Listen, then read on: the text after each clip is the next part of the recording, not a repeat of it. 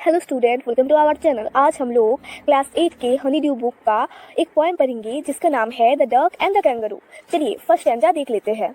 Said the duck to the kangaroo, good gracious, how you hop over the fields and the water too, as if you never would stop. अब इस Starline का मतलब देख लेते हैं। बतख ने कैंगरू से बोली कि कैंगरू की कूद लगाने की क्षमता पर वो चकित है। मतलब बतख कैंगरू से बोल रहा है कि तुम जो ये जंप करते हो, कूदते हो, ये देखकर मैं बहुत सरप्राइज होती हूँ, मैं बहुत चकित होती हूँ। ये पानी को भी ऐसे ही लंग लगाता है जैसे मैदानों को। लंग का मतलब होता है कूदना या उछलना। कैंगरू को कूदते हुए देखकर ऐसा लगता है कि मानो ये कभी रुकेगा ही नहीं। अभी और चार लाइन देख लेते हैं। My life is a pour in this nesty pond, and I long to go out in the world beyond. I wish I could hope like you, said the duck to the kangaroo. Pour का मतलब होता है boring या डल, उबाऊ या निराश। नेस्टी का मतलब होता है डर्टी, मैला या गंदा। पॉन्ड का मतलब होता है लेक, तालाब। लॉन्ग का मतलब इसमें बोला गया है कि डिजायर, इच्छा करता हूँ। बियॉन्ड का मतलब होता है फर ऑफ, दूर।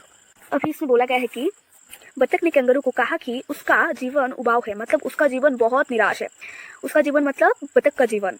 उसे सारा समय तालाब के गंदे पानी में बिताना पड़ता है। बतख की इच्छा थी कि वो तालाब के बाहर के संसार का यात्रा कर सके, मतलब घूम सके। उसे बड़ी इच्छा थी कि वो कैंगरू की तरह कूदना या उछलना ये सब कर पाए। अभी और चार लाइन देख लेते हैं। Please give me a ride on your back, said the duck to the kangaroo. I would sit quite still and say nothing but walk the whole of the long day through. Ride का मतलब होता है a journey on an animal. Quite का मतलब होता है यूटरली, पूरी तरह। स्टिल का मतलब होता है मोशनलेस, बिना हिले ढुले और शांत। वॉक का मतलब होता है साउंड मेड बाय डक्स, बतख की आवाज। अभी इसका मतलब देख लेते हैं। बतख कैंगरू के सामने उसे उसकी कमर पर सवारी करने के लिए कहता है ताकि वो देख पाए कि तालाब के बाहर की दुनिया कैसी होती है। वो कैंगरू को बताता है कि वो सारा दिन शांत और चुपचाप बैठेगा उसकी पीठ पर और कुछ भी नहीं बोलेगा, सिर्फ और सिर्फ क्वॉक कहेगा। और यही करते करते वो सारा दिन बिता देगा। अभी और चार लाइन देख लेते हैं।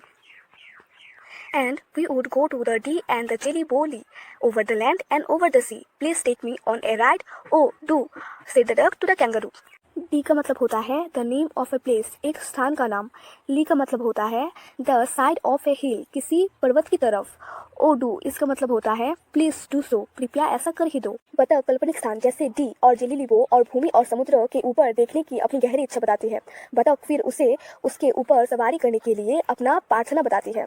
बतख द्वारा सवारी के लिए प्रार्थना वो दोहराती है क्योंकि उसको तालाब से बाहर की दुनिया, मतलब तालाब से बाहर के संसार को देखने की उसकी गहरी इच्छा बताती है। अभी थर्ड स्टैंडर्ड देख लेते हैं। Said the kangaroo to the dog, this requires a little reflection. Perhaps on the whole it might bring me luck. And there seems but one objection, which is, if you will let me speak so bold, your feet are unpleasantly wet and cold, and would probably give me the rheumatism, said the kangaroo.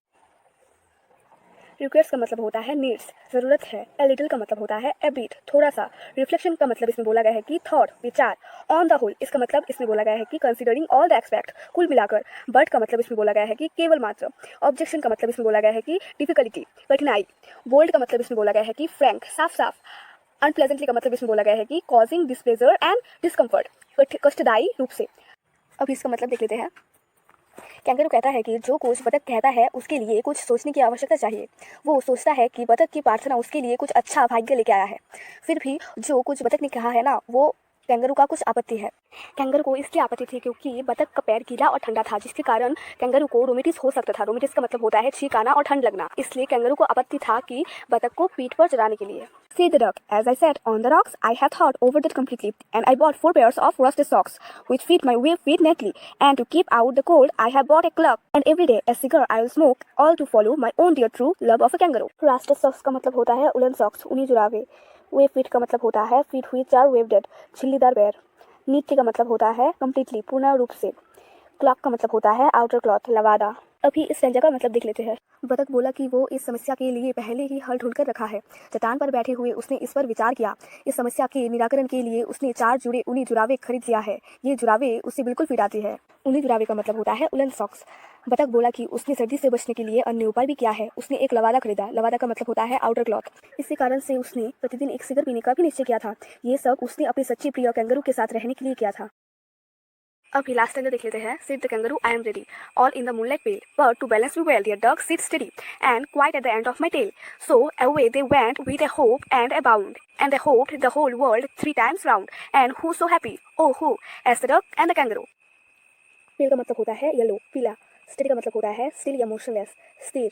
Bound का मतलब होता है jump, कूदना या कूद. अभी last standard का मतलब देख लेते हैं. कैंगरू ने बतख से कहा कि वो उसे सवारी देने के लिए तैयार है. पीली चांदनी में कैंगरू ने अपनी प्रिय मित्र बतख से कहा कि वो बिल्कुल स्थिर होकर बैठे. कैंगरू अपने संतुलन रख सके इसलिए ऐसा करना आवश्यक था.